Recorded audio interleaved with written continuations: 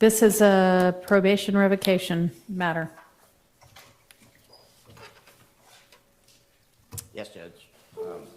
State filed a notice of a probation revocation for the defendant as to his violation of the special or a special condition within the sentence that he received from Judge Glanville on December 8th of 2023 as it relates to his reviewing, acknowledging that the factual acknowledgments that were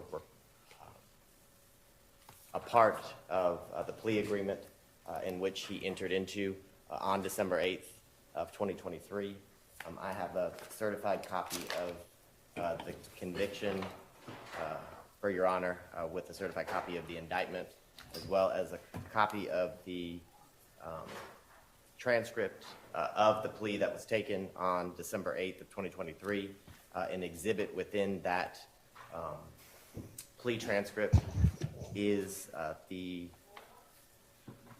plea agreement, which includes the sections, I believe it's sections 4 and sections 5 of the plea agreement as it relates to the factual acknowledgments that the defendant swore under oath during the plea that he had reviewed, then initialed each one of the factual acknowledgments, and then signed that he, again, understood and had reviewed each one of the acknowledgments that he initialed as part of the special conditions of his plea, that when called to testify, if called to testify, that the specific factual acknowledgments within the plea agreement were true and accurate statements, and that would be the testimony that he would provide as it relates to his witness testimony during the trial of this case.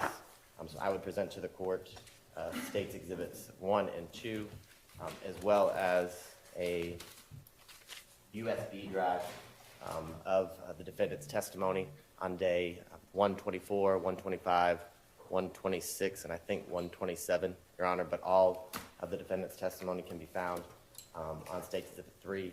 As everyone is aware, Your Honor witnessed it and can take judicial notice of everything that occurred during the testimony in which Mr. Sledge did testify.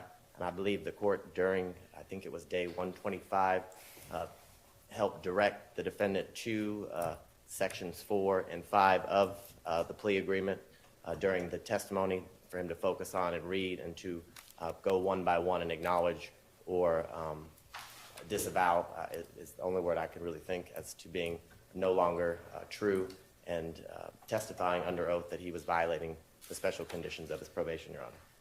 So at this time I would tender State's Exhibits 1, 2, and 3 for the court. All right, I'm not quite sure I understand what 3 is. 3 is a USB drive with all of the testimony of the defendant, if Your Honor wants to preview it or wants to be part of the record. Is that from the official transcript? Well, it's the YouTube link, the live stream of all of the... Okay, I'll just take judicial notice of it. I mean, if you want to make an exhibit, that's fine, but I'm not going to be relying on that. So, Since, as you know, it's only the official transcript that is the official transcript anyway, but I was here and witnessed it, so I will take judicial notice of it. yes, I'm very much aware of that. The transcript obviously is not ready as we're still in the midst of the trial. Right. I didn't want to overwhelm the court reporter who has been doing nothing but probably working hardest out of everyone in the courtroom. So I knew Your Honor All right. either could take judicial notice Thank or you. rewatch it. Can I approach it? You may.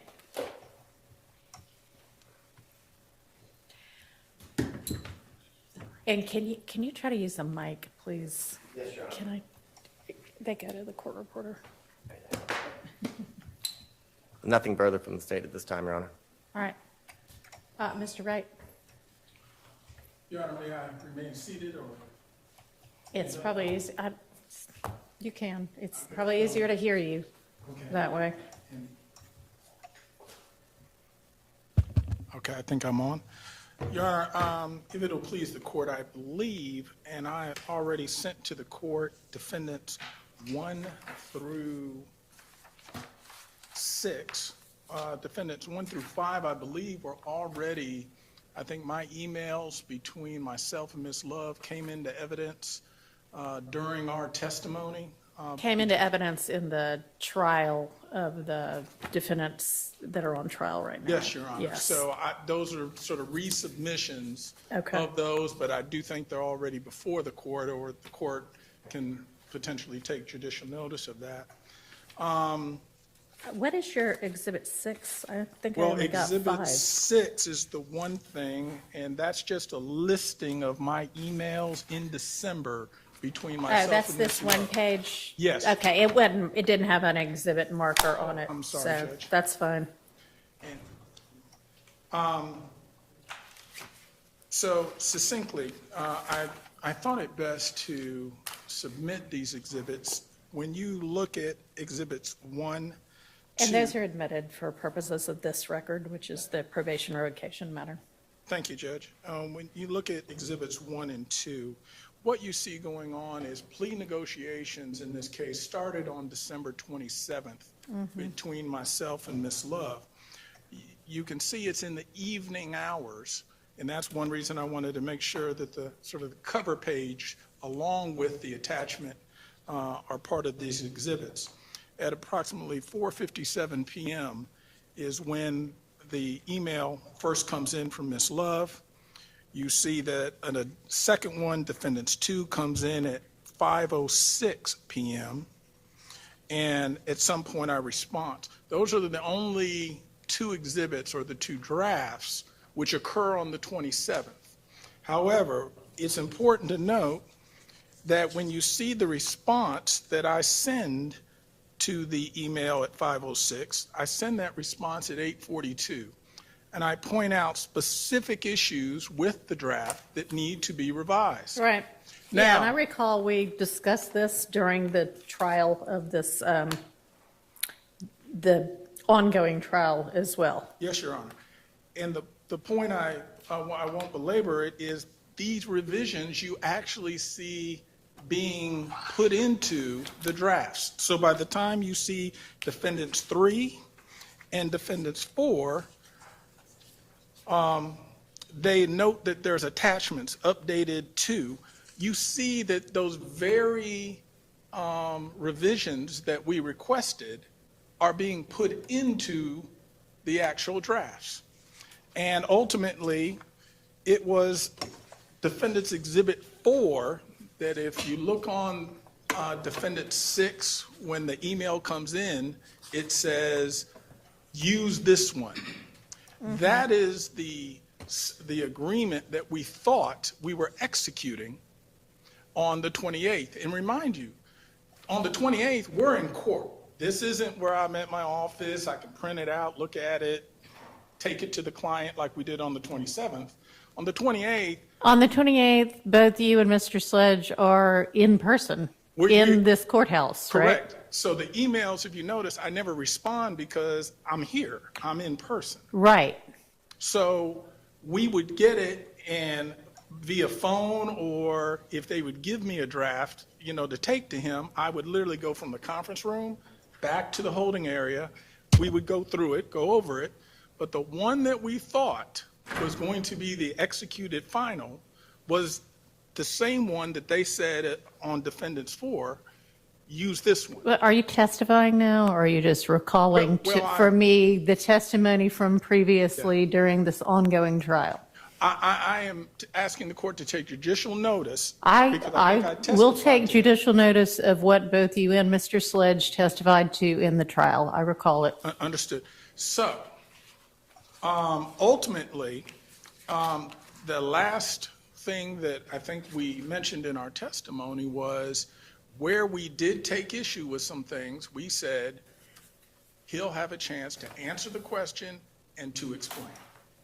Now, there was a big problem, and I noted in my testimony that number 8 on that version that got signed had been taken out, removed. All of a sudden it reappears and it's there. My client initialed it. Yes, it was tendered. But ultimately, here's the problem. My client has always said he does not know who's responsible for shooting the victim, who he never was a participant or heard about planning the murder of the victim, and therefore number 8 was put into evidence by Ms. Love to the court when it was a knowing statement. She knew that that statement was false. That is, Yeah, I'm not sure about that. That may be your contention, but. well, we would contend to the court that where my actual email, Defendants 2, clearly denoted that. It does not. That is up for debate what that denotes. It is removed from all the drafts and then ends up back in. That is true. So But your response on your Defendant's Exhibit 2 to item, what is then item number 4, does not definitively state anything like what you just said. He said he did not know, as we discussed at the time of the ongoing trial, could have been interpreted in several different ways. But I understand what you're saying. and just so You maintain that the two of you both missed the fact that you signed, or your client signed, a factual acknowledgement that included item number 8. correct. And then when Ms. Love read it out orally in the court, and Mr. Sledge, one by one, said, yes, I acknowledge that somehow that didn't occur to you at that point in time either. So I understand what the assertion is. Here's the thing. You seem to be focused almost wholly, if not wholly, on, well, maybe there was a mistake with regard to factual assertion number 8. The issue that I see is that the state has not limited their petition to revoke probation to he contradicted or he refused to acknowledge during the trial that item number 8. It is the entirety of disavowing factual acknowledgments, et cetera. And what got disavowed under oath in this trial was far more than just item number 8. It was item number 3, item number 4, item number 5, item number 6, item number 7, item number 8, item number 9, item number 16, and then the part 5,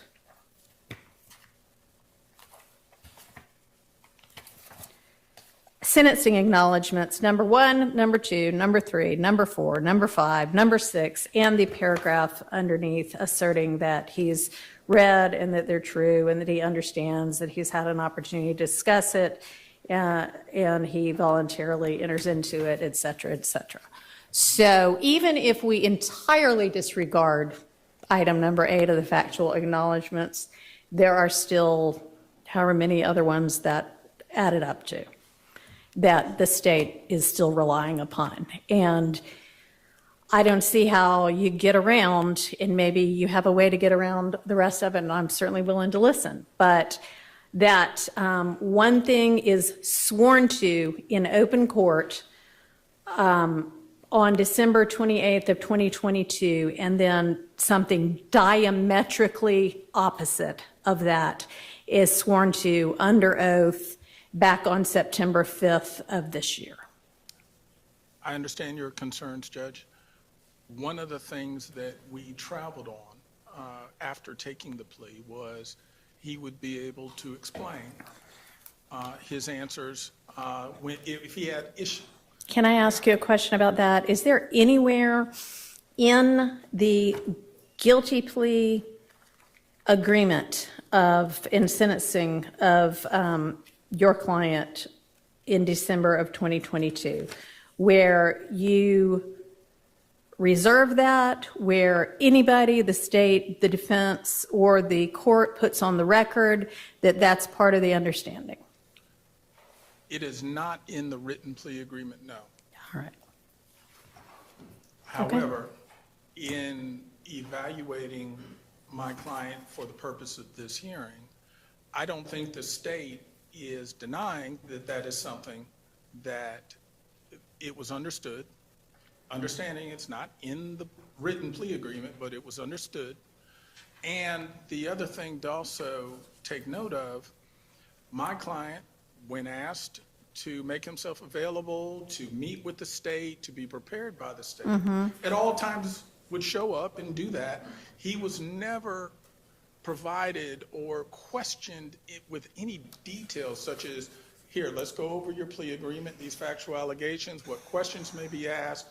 In other words, what you saw at trial was someone who was now, after, what was that, December of 22, was now, for the first time, being drilled or asked questions, rather, as to the specifics of all the things that he had allocated, all the questions that were going to be asked.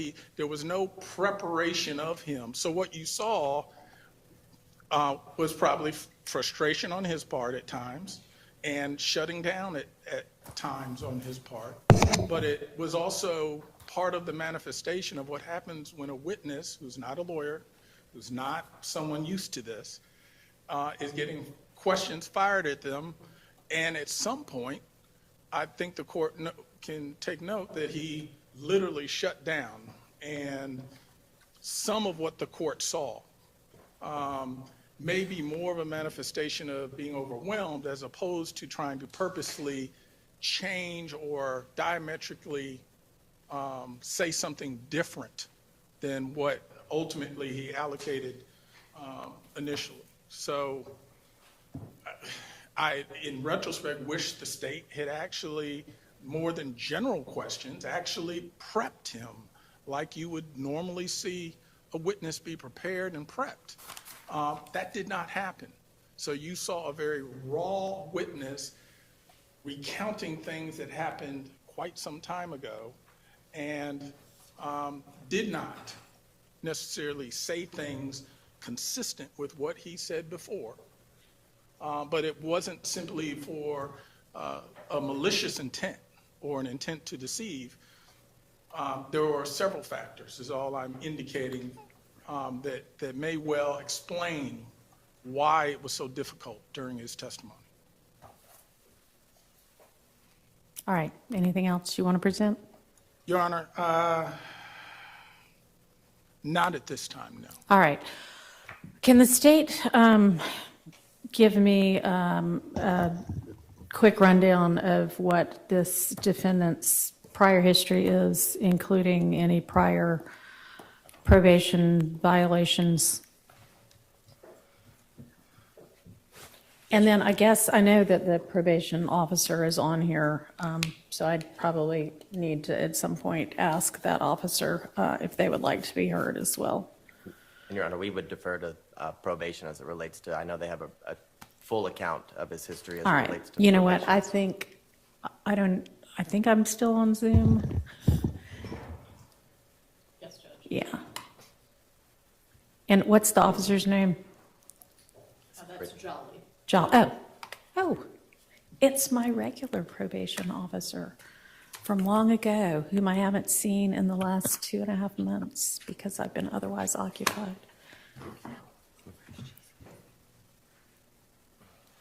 Hello, Judge Whitaker. Hello, I'm trying to, oops. Okay, I'm trying to get myself on video.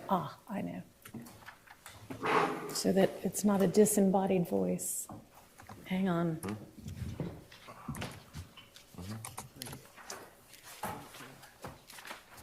All right. Hello, Officer Jolly. Hello, Judge. All right. What is probation's? Can you give me a rundown of Mr. Sledge's criminal history? And I'm sure you heard the question I just asked, as well as any prior probation violations. Well, currently, he'd used his first offender twice, one for DeKalb County, one for Fulton County. Well, that's The lucky of DeKalb, him, since you're only supposed to get to use it once. Okay. yes. So the DeKalb County case 04 CR 24799 That was theft by receiving stolen property, felon, and a obstruction of law enforcement officer, which was a misdemeanor. That was May 19th, 2005. I'm sorry. Okay. He used his first offender. The second case, 04 SC 23883, that's Fulton County. He used his first offender. That was possession of cocaine, as well as a possession with the intent to distribute cocaine. That was December 10th, 2004. The possession with intent to distribute cocaine in Fulton County was January 3rd, 2014. Again, both times, all three times, he used his first offender. The next case is 15 SC 138994. That is a Fulton County case. That is the gang participation, aggravated sex battery, attempted aggravated sex battery, aggravated battery, aggravated assault, criminal damage first degree, criminal damage second degree, and possession with the firearm by a convicted felon. That was January 10th, 2018. All right, so given the fact that he had at that point a possession of a firearm by a convicted felon, does that indicate that at least one of those first offenders was not successfully completed?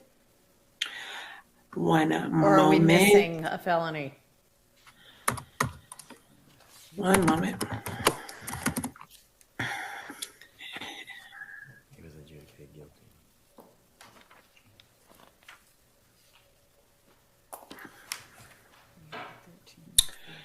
That would be correct, Your Honor. In addition, of course, the current case that he is currently on probation on. As far as previous revocations, So, hang on, so the 15 SC and then this 22 SC case, right? Is there anything Correct. between the two of them? there's nothing in between the two of them, no. Okay.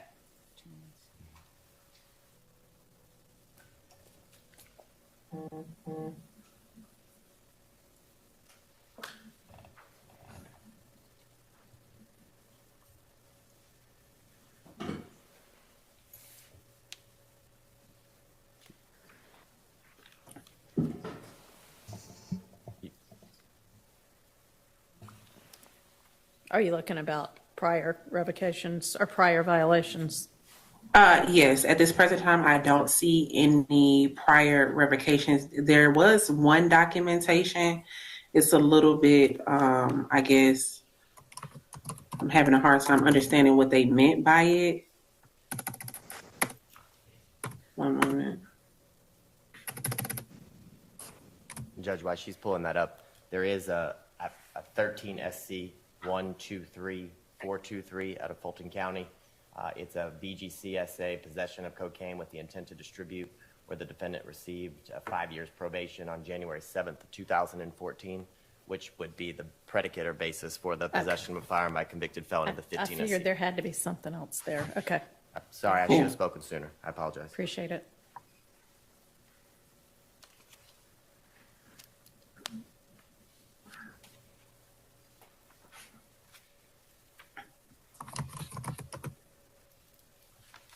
Yeah, the only documentation that I have regarding a revocation just said revoke closed July 16, 2008.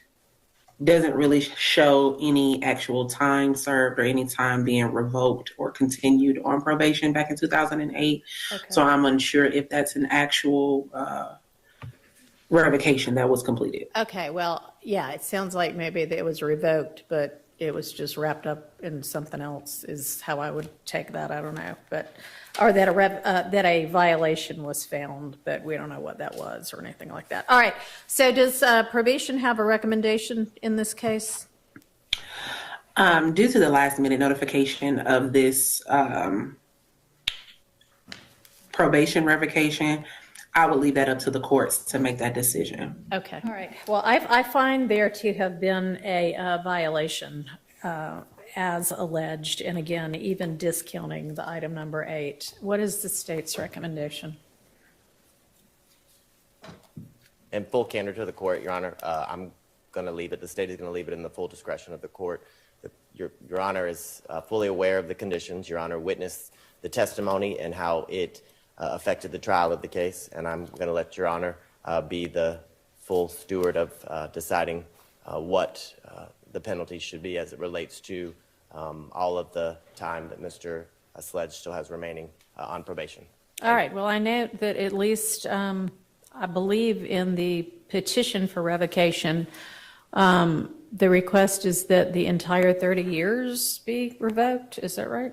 It's not the Or request. is, oh, you're just telling me that's what he has at this point, although it can't be all of it, right? I mean, he's been on probation for at least a couple of years, and did he serve it? What's left?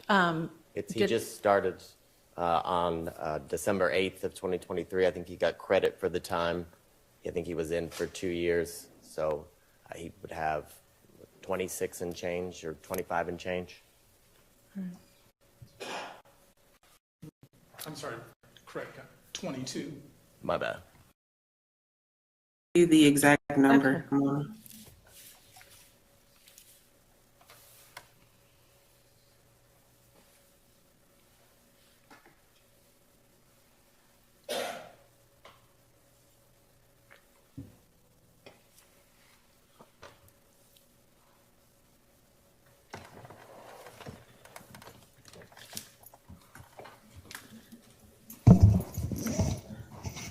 That would be 27 years, 7 months, and 8 days. All right.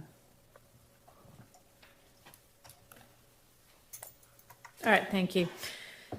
Anything else from either side? No, Your Honor, nothing further from the state. Okay.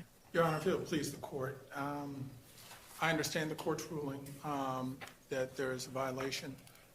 Ultimately, I guess to some degree, while it's not clearly akin to a substantive versus technical violation of probation, it is a non-violent, non-new offense kind of violation, and I would say if the court is going to violate my client, it would be more germane to treat it as a technical violation. We have expressed to the court different thoughts and reasons for the way the testimony came out.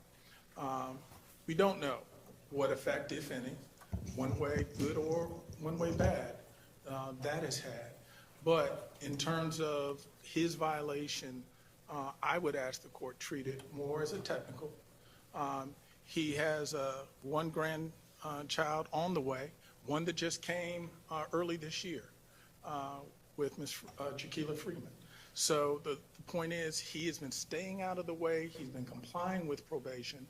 I would ask the court to maybe consider if you want to put more restrictions and make his probation much more of a, not just something he's on, but something that now has more teeth to it because he's been working. He's been taking care of his family. He's staying out of trouble. He's turned that corner. And literally, it was always our hope he wouldn't have to come in and testify. And there was a reason the state allowed this plea to go forward so that he could step away. And in doing so, if you recall, you may have remember from his testimony, by no fault of his, he was a victim of a crime where he was shot multiple times and had to recover from that. So we would ask the court to consider some restrictions first, as opposed to custody. And if you do go with custody, we would ask to consider it as a technical type of violation, not a substantive violation in which you would be authorized to give him an even greater sentence.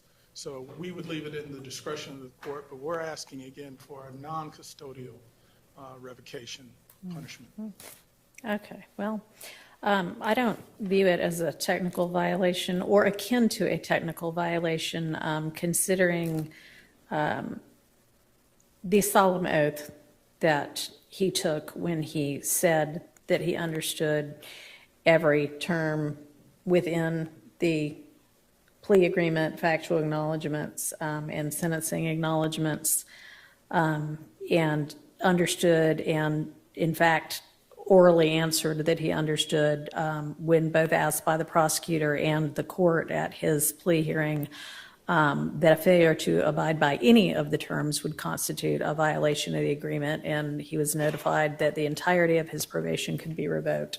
I do appreciate the fact that this particular violation is a nonviolent violation. But I also appreciate the fact that some of the many reasons why this could have occurred include the fact that there is just not a proper regard for the judicial system and the seriousness with which an oath in court needs to be taken. I actually view this much more akin to perjury, frankly, than a technical violation. And the sentence for perjury is up to 10 years. I am going to revoke 5 years of Mr. Sledge's probation. And Mr. Sledge, I am sympathetic to the fact that you have generally stayed out of trouble, and I want to commend you for that. And I really hope that this revocation doesn't set you back. But we've got to take seriously the court system. So that's the sentence of the court. I find there to have been that violation. I'm revoking 5 years. And he will be continued on probation, Your Honor? And reinstate the balance. Your Thank Honor, you. Might I ask, is it possible for my client to turn himself in to make arrangements? I think y'all knew when you came in here that this was a strong possibility. So, no, I'm sorry. All right, court is adjourned.